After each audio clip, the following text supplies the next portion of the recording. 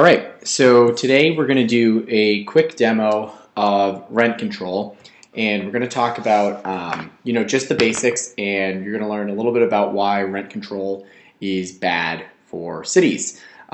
Nearly all economists agree on this, so I'll take you through the basics. So first thing to note is here's your supply curve for the apartments that you have available in your city. And here, this is your downward sloping demand curve. So let's say we're talking about a really big city. So on your x-axis here, you have the number of units available in the millions. So, and then here you have the price of units in thousands. To make things simpler, we're going to just assume that that we're just talking about one type of apartment. Every apartment is the same in this city, so they're all going to have one price, and they're all going to look exactly the same. So in the very beginning, I will draw a little line, and we will see, that the equilibrium price for apartments is right about at this point, right where the point of this arrow is going here. So what this means is in this city there'll be about 2.4 million units available to be rented, and the price will be, let's see, 2.8 thousand. So for $2,800 you can rent one of the 2.4 million units. So I'm going to just insert a note that this is the equilibrium of supply and demand. So if you know about basic economics, you know that things tend to move towards the equilibrium point. So producers will supply this much, and this is where demand is. So what rent control, well, before we get on to rent control, I'll make a couple more little notes. So this triangle right here, this is going to be the consumer surplus. So I'm going to insert consumer surplus. So what the consumer surplus is sort of the value that consumers get from paying this price. So let me give you an example. So this is the demand curve. So what you end up with is you have some people who are willing to pay a lot more than, what did we say, the $2,800 for an apartment. So you have some consumers that are willing to pay all the way up, like above $4,000 for a unit. So they get a lot of extra sort of surplus because the price that they actually pay is only here at $2,800. So and there's fewer and fewer of those consumers, but you have a fair number of consumers that are willing to pay more than that price. So when you add up, sort of, you can think of surplus almost like happiness. So they're all really happy that they value the place more than $2,800, but they're only paying $2,800. And you could, add this triangle up and figure out, multiply the $2,800 times the, excess here, and just taking the area of a triangle. And then down here, this is actually the area of producer surplus. So what you have is a situation where, okay, your producers are very happy because they would be willing to rent some of these units for less, but they're actually able to charge $2,800. So that's a really great situation for them. So it's basically like the opposite of consumer surplus. It's just the same thing, but for producers. And by producers in this case, I'm talking about landlords, and consumers, we're talking about tenants. And this is specifically to people renting apartments, so this doesn't apply to buying homes or condos or anything like that. So this is kind of your ordinary market for apartments in a city. Now what we're going to do is we're going to introduce rent control. So let's go ahead and move this line down. Nope, not that line, but this line. Okay, I'm going to move. Oops. All right, and we're going to kind of delete couple of things out from here. So what you have now, and I'll actually extend this. Oops. I'm going to go ahead and extend the line, and maybe I won't. Maybe it's going to be really difficult. So this line that we see now is going to be the sort of line of rent control. So this is going to be a price ceiling. Because basically what rent control is the government says, okay, we are going to set a limit on how much landlords can charge for rent. So that's what this line is. So as you can see, our equilibrium price up here was $2,800 per unit. But let's say our city government has decided that is just too expensive. We can't, we can't have people paying that amount. So instead, we're going to have them pay only $1.6 thousand, so $1,600 for a unit. So at first, that kind of, on the face of it, sounds like it would be really great. But I'm going to kind of show you how it's not. So if you remember, in our old thing, we had consumer surplus up here, we had producer surplus down here. Everybody was happy. And we supplied 2.4 million units.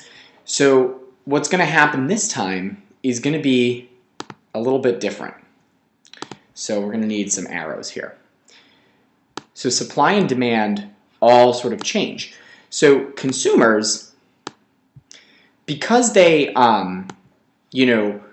have this low price, it brings more people into the market. So suddenly what you have are, rather than 2.4 million units being demanded, now consumers are demanding 4 million units. So now you have 4 million people trying to compete for apartments.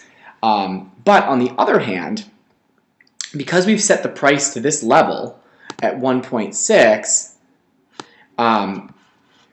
suppliers of the landlords are willing to produce fewer of the units. So rather than supplying 2.4 million units, they're only going to supply about 2 million units onto the market.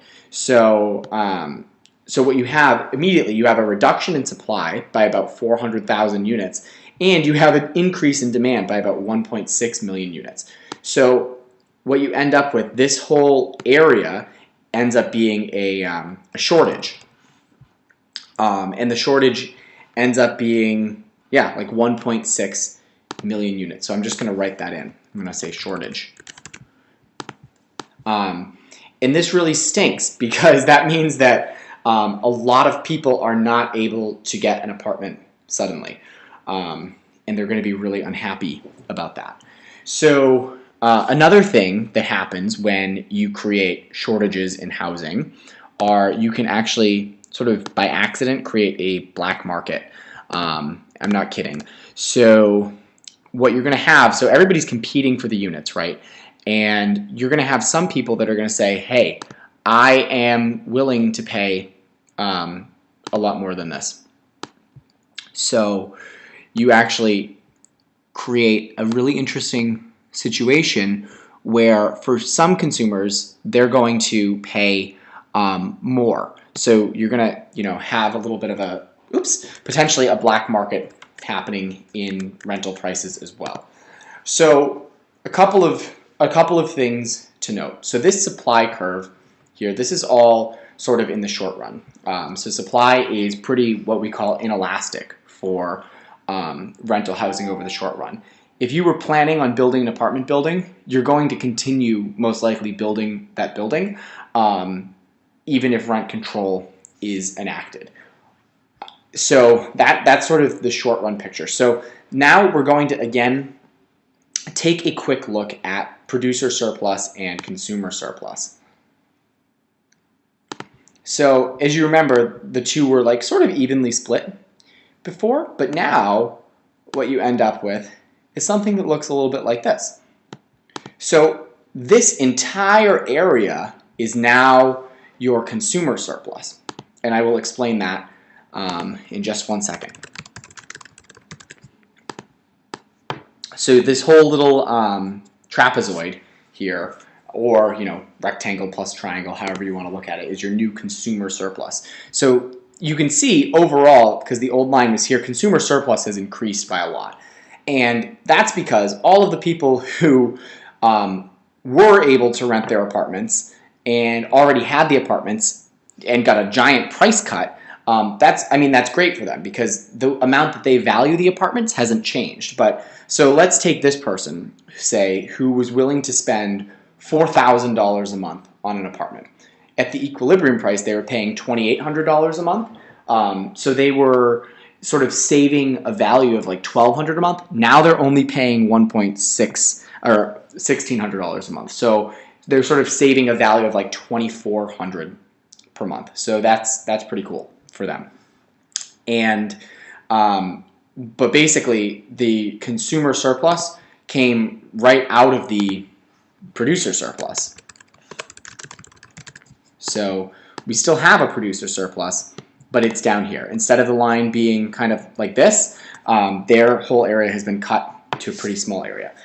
And then we also have this small little triangle over here. This is called our deadweight loss, or DWL, because it won't fit in the whole word. So what your deadweight loss is essentially waste. So we reduced the number of units that were available, so neither producers nor consumers can have this as part of their surplus. So anytime you're generating deadweight loss compared to another, model, it's not a good thing. So we've reduced the overall value of what we have in this city. So a couple of other things I want to point out. That's sort of the basics of rent control, and you can do all of the math out. But rent control tends to actually lead to really bad things for both landlords and tenants. So right off the bat, landlords are making much less money on their units, and so they don't have an incentive to build, to start new housing projects or really to maintain the units that are already on the market. So over time, that means that rent-controlled units tend to become run down as landlords really can't afford to continue maintaining those units. It's really good at first for the tenants that are already living in the rent-controlled apartment, but it creates a lot of problems for people who want to move into apartments because, as you saw before, there tends to be a pretty immediate shortage of housing because nobody has the incentive to build.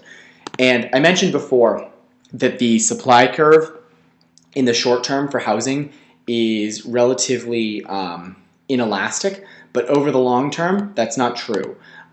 So longer term, the supply curve is going to become much more elastic.